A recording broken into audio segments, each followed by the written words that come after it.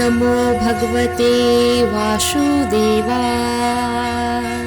भक्तगणों, कार्तिक माह के शुक्ल पक्ष में आने वाली इस एकादशी को विष्णु प्रबोधिनी एकादशी, देव प्रबोधिनी एकादशी, देव उत्थान, देव उद्धव एकादशी, कार्तिक शुक्ल एकादशी तथा प्रबोधिनी एकादशी के नाम से जाना जाता है। यह एकादशी का व्रत बड़े बड़े पापों को नाश करने वाली है। आज हम एकादशी व्रत की कथा का श्रवण करेंगे, जिस कथा के श्रवण से मनुष्य के सारे पाप कट के मनुष्य को वैकुंठ धाम की प्राप्ति होती है। मनुष्य इस जन्म में सारे सुखों को भोग कर विष्णु लोक को जाता है। देवोत्थान एकादशी व्रत कथा। एक राजा के राज्य में सभी लोग एकादशी का व्रत रखते थे।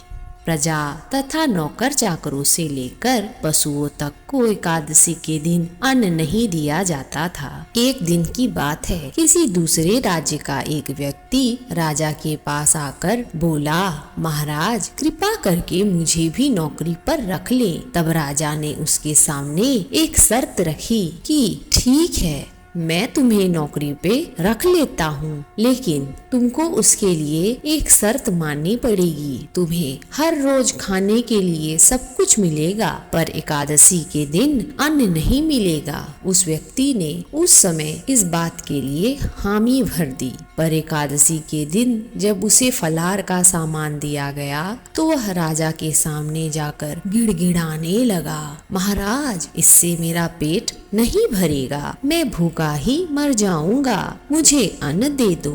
राजा ने उसे शर्त की बात याद दिलाई, पर वह अन्न छोड़ने को तैयार नहीं हुआ। तब राजा ने उसे आटा, दाल, चावल आदि दिए। वह नित्य की तरह नदी पर पहुंचा और स्नान करके भोजन पकाने लगा। जब वह भोजन बन गया तो वह भगवान को बुलाने लगा, आओ भगवान, भोजन तैयार है। उसके बुलाने पर पीताम्बर धारण किए हुए भगवान चतुर्भुज रूप में आ पहुँचे तथा प्रेम से उसके साथ भोजन करने लगे। भोजन आदि करने के बाद भगवान अंतर ध्यान हो गए तथा वह अपने काम पर चले गया। 15 दिन बाद अगली एकादशी आई तो वह राजा को कहने लगा, महाराज मुझे दुगुना सामान दीजिए, उस दिन मैं भूखा ही रह गया था। राजा के कारण पूछने पर उसने बताया कि हमारे साथ भगवान भी खाते हैं, इसीलिए हम दोनों के लिए ये सामान पूरा नहीं पड़ता। यह सुनकर राजा को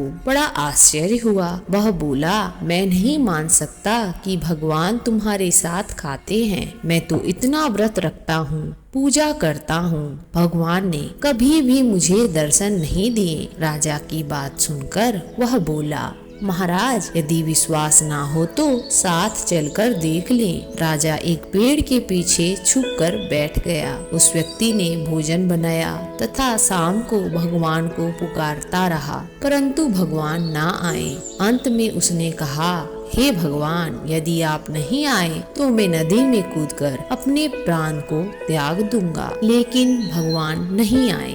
तब वह प्राण त्यागने के उद्देश्य से नदी की तरफ बढ़ा। प्राण त्यागने का उसका दृढ़ इरादा जान शीघ्र ही भगवान प्रकट होकर उसे रोक लिया और साथ बैठकर भोजन करने लगे। खा पीकर वे उसे अपने विमान में बिठाकर अपने धाम ले गए। यह देख राजा ने सोचा कि व्रत उपवास से तब तक कोई फायदा नहीं होता जब तक मन शुद्ध न हो।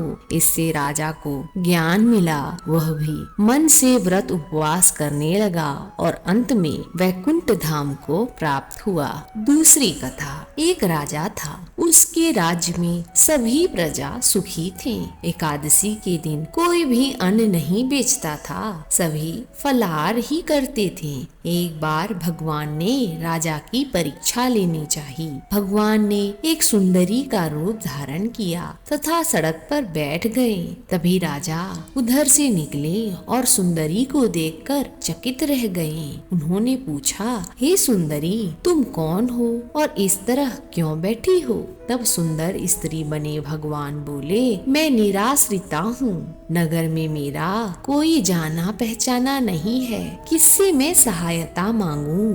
राजा उसके रूप पर मोहित हो गए थे। राजा बोले, तुम मेरे महल में चलकर मेरी रानी बनकर रहो। सुंदरी बोली, मैं तुम्हारी बात मानूंगी, पर तुम्हें राज्य का अधिकार मुझे सौंपना पड़ेगा।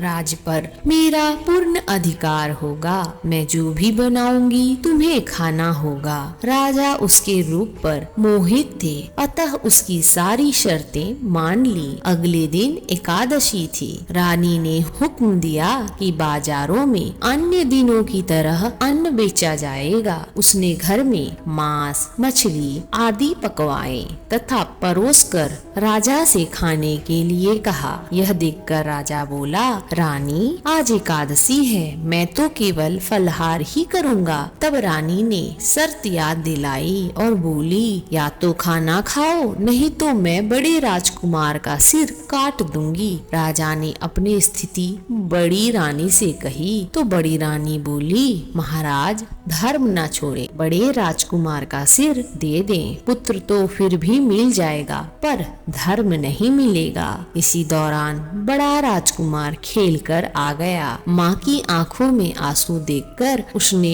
रोने का कारण माँ से पूछा तो माँ ने उसे सारी वस्तु स्थिति बता दी। तब वह बोला, मैं सिर देने के लिए तैयार हूँ, परंतु पिताजी के धर्म की रक्षा जरूर होगी। राजा दुखी मन से राजकुमार का सिर देने को तैयार हुआ तो रानी के रूप में से भगवान विष्णु ने प्रकट होकर असली बात बताई। राजन, तुम इस कठिन परीक्षा से पास हुए। भगवान ने प्रसन्न होकर मन से राजा को वर मांगने को कहा तो राजा बोला, आपका दिया सब कुछ है, अब बस हमारा उद्धार करे। हे विष्णु भगवान, जैसे आपने राजा का उद्धार किया वैसे ही हम सभी भक्तों का उद्धार करना।